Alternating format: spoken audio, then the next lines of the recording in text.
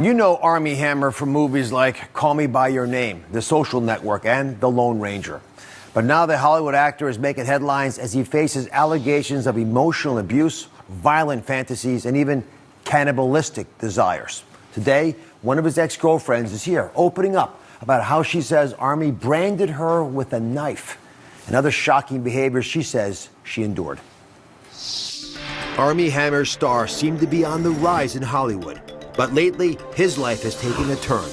This past July, the father of two was served with divorce papers by Elizabeth Chambers, his wife of 10 years. Then in early January, disturbing screenshots were leaked by an anonymous social media account where he allegedly tells a woman that he's 100% a cannibal and that he wants to drink her blood. In several unverified messages, Hammer allegedly discusses rape fantasies, domination, and cannibalism with multiple women. Since the posts went viral, Hammer has exited at least 2 upcoming projects. And he was also dropped by his agency and his publicist.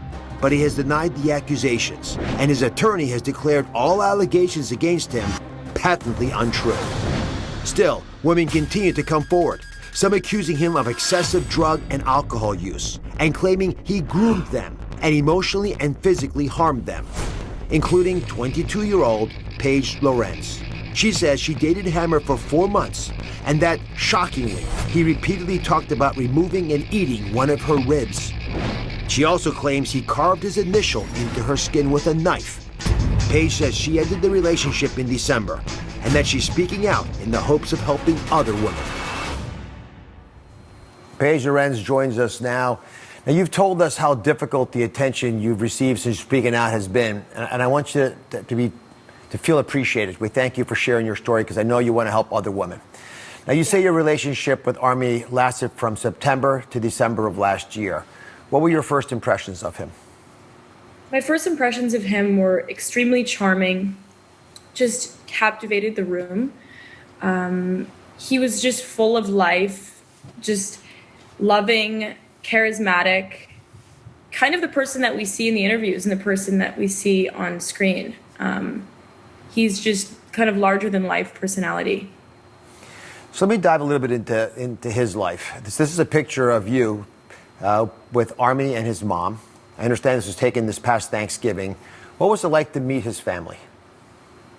Well, you know, for me, it was a step towards a more normal relationship. I was really looking forward to that. And it got interesting. I showed up and his parents, his mother and his family, they're very Christian, very religious. And they, believing in God. And that was a little bit surprising to me just because of, the things that I knew about Armie and his behavior.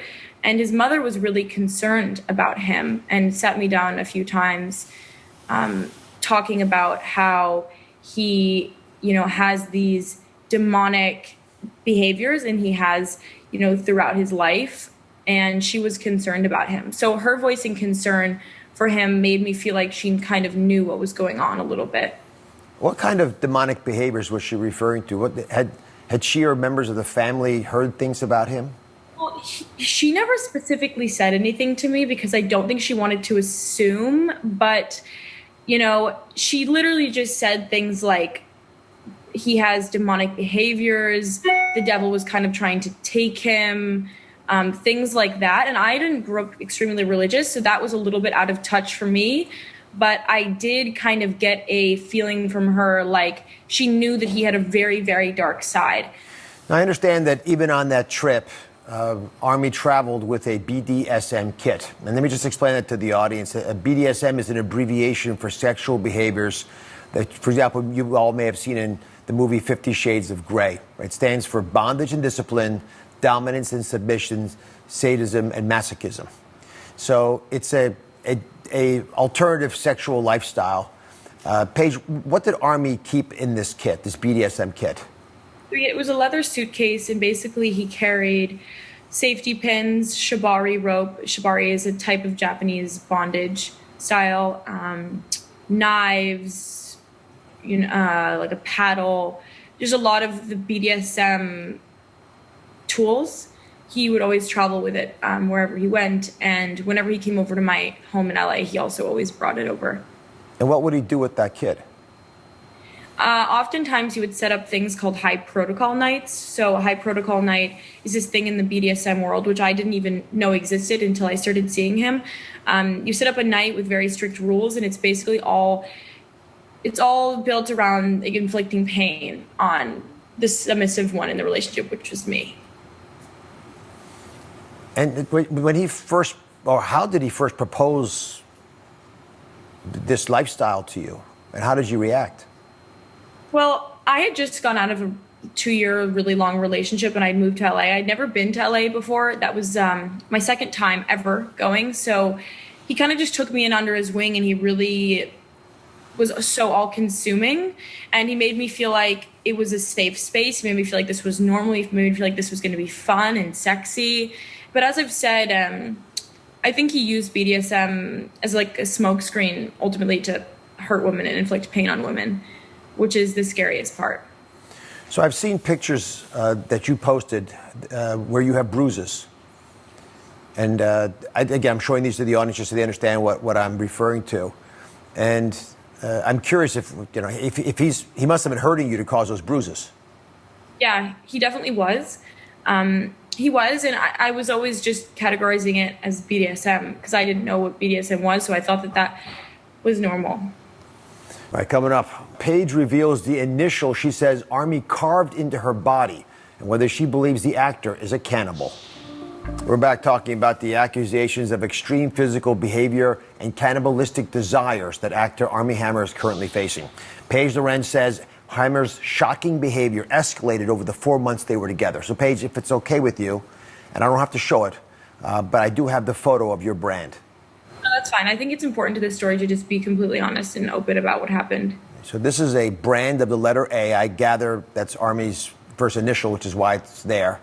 How did you get that letter A? So on one of these high protocol nights, I was tied up, and he basically looked over my body and said to me, where should I put my initials on you? And I didn't really say anything. And then he just started to carve his initial into me. And I just didn't say anything, which is a complicated part of this. You know, I was just always wanting to please him, and I never wanted to say no. I was in a weak position. He was in a position of power. He knew how uncomfortable it made me, but I just never said no. And I think that kind of being coerced into things, and we don't want to say no, and we don't want to be undesirable. And I think it's consent is much more complicated than we think. And I've learned that through this. And I'm trying to kind of spread that message and educate, especially about these non-formative sexual practices, because it's, you know, as a vanilla person, and vanilla means that I am someone who does not regularly engaging in these non-formative sexual practices. I don't know much about this world. And the more research that I've done, the more I've found that these things that he did are actually not BDSM, that he's calling them BDSM, but it's actually just unsafe behavior that would, you know, normally be criminal. So it's scary. And you called it non-conformative sexual behavior? Is that like non-formative sexual like practices, basically meaning like the non-norm, like your non-norm kind of thing, you know, because I know that people are into other stuff, and I never want to kink shame, and I never want to tell anyone, you know, I'm not here to tell anyone, you know, people have fantasies and things, and I think it can be safe if it's done right. But I think that it's complicated in these settings, that I think that things can happen and dangerous things can happen in these communities of like what's called a liberal sex community. I think it actually can create a space for people who want to inflict pain on people. Does that make sense? Yeah, no, it is hard for me to understand it, I have to admit, but you're doing a good job explaining it to me. So let me move the story forward. Accusations similar to yours first started coming out when unverified messages, allegedly from Armie Hammer, were leaked claiming he was a cannibal who fantasized about eating people. And so, Paige, I'm just going to ask you straight out because you've been so forthcoming. Did Armie Hammer tell you that he was a cannibal? Did he do things that made you think he was a cannibal? Yes, he said things to me on multiple occasions, like he wanted to eat my ribs. He wanted to find a doctor in Los Angeles to remove my ribs. to eat them, to smoke them. He has a smoker at his house. He's obsessed with meat. So he basically told me that he wanted me to remove my ribs so he could eat it. And he always said, I wondered how it tasted. And he like would think it would taste good and stuff like that. Did you believe he was serious when he said those things? I brushed it off, but I do believe that he was serious. He was never joking about it. I was the one who created it kind of into a joke because it made me so uncomfortable. So the Daily Mail recently published messages that appear to show Armie complaining about being kink shamed. You use that phraseology yourself.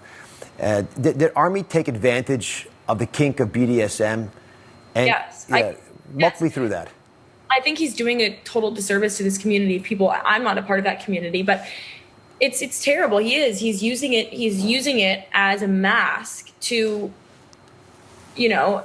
validate his behavior. And he's not being held accountable for his behavior because it's under this umbrella that he has, been a part of or said that he's a part of, and that is the BDSM community. I think that it's something that needs to be talked about. I think it needs to be in the general conversation. I think that how can this exist? How can this, how can this happen? And how can it be kink and fetish? I think that it's dangerous. I think that what he did to me was dangerous and irresponsible, and it's traumatizing. Well, let's just go back to the branding for the carving. I mean, you must have bled from an incision like that. As a surgeon, I'm pretty sure you would have. So and what did he do then? So it was bleeding and he was licking it. And I was thinking in my head, because actually my parents are doctors too. He was licking it and I was like, this is going to get infected. This is going to get infected. The mouth has so much bacteria in it. Yeah. And he was licking it, drinking kind of like the blood. And then I basically just showered after, tried to clean it up as best as I could, but it definitely was, tough healing. It did not heal. It wasn't pretty. It did not heal easily. So we reached out to Armie Hammer's team for a response to Paige's claims and have not heard back anything at the time of this taping, but his attorney has previously said that these assertions about Mr. Hammer are patently untrue. Any interactions with this person or any partner of his were completely consensual in that they were fully discussed, agreed upon, and mutually participatory. By the way, you can have the full statement on DrOz.com so you can read it and judge yourself. Paige, I want to give you the opportunity, though, to respond. So this is the thing, and what I find ironic about it is because in all of what I've come out with and all of what I've made public and all of the women who have come forward, we've all said that, that we didn't say no. But does that mean that what happened was okay? Does that mean that I wasn't manipulated and coerced? Does that, you know what I'm saying? It's tricky. It's tricky, and I think it's unsafe. I think that, I was vulnerable. I was groomed by him, and yes, I didn't say no. So it's complicated. It's complicated. So that statement doesn't mean much to me. It's basically him kind of covering his tracks. If that makes sense. Yeah. Well, why did you finally separate from him? What happened? So I started to just feel like really sick to my stomach. I can't really describe it well, but just like the best feeling is like a pit in my stomach. And I basically just texted him. He left in the morning, and I texted him, sent him a text, and I basically said, I feel unsafe. I feel uncomfortable. I can't see you anymore. And I did it over text, and he was pretty upset that I did it over text, not in person. Soon after that, I left LA because I couldn't really be there anymore either. Do you believe Armie is a danger to women moving forward? Yes. Do you think Armie needs help?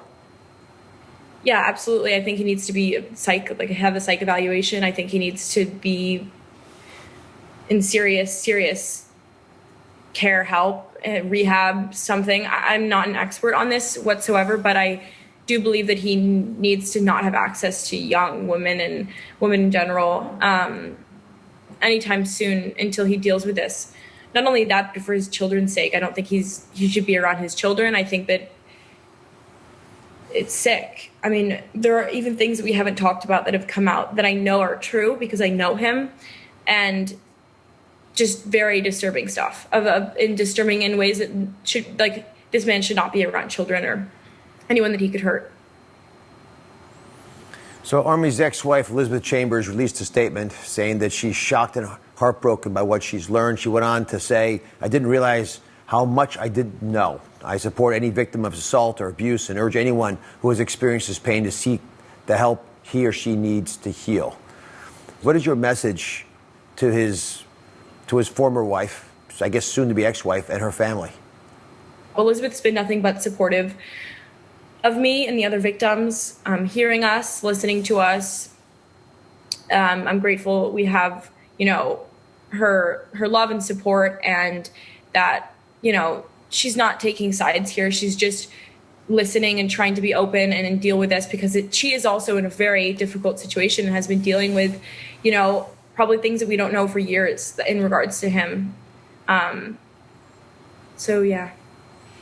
We've covered this topic a lot in the show. I commend you, because I know it takes a lot, especially as a young woman, to take on, so to speak, the establishment. And I know that you did this, you're passionate about it, you're risking everything because you want to help women who are suffering from abuse. What do you have to say to them? What has this experience taught you that everyone needs to know? That I stand with you, like I'm validating you, that you're not alone, that we need to learn how to say no as women. It's the best thing that we'll ever do for ourselves, is to gain this self-esteem, the confidence to say no, that we're not here to please only men. Our needs matter, our mental health matters, and that, these things will lead to trauma. And even if we don't see it immediately, whether in years or months, so take these things seriously. Take these situations seriously, find help, find support, talk to family and friends, have open conversations, whether you've gone through something like this or not. I think it's so important to have conversations about this stuff, because it's not in the normal conversation, and it needs to be. Because if I had known more, maybe I would have been able to protect myself. And I want to protect other women. I want this to be a part of the normal sex conversation. I think sex education in the States, everywhere in general, it is kind of subpar. I feel like we don't really talk about things. A lot of the time also our idea of sex is through pornography, and this is just not realistic. Hopefully that I can do something in order to, put something in place for sex education and something like that. It's important to me now. It really is. Well, Paige, I wish you luck as you try to process all the things that have happened to you. I appreciate you coming on the show. Thank you so much. Thank you for watching. Don't forget to subscribe and turn on notifications so you never miss out on new videos to live the good life.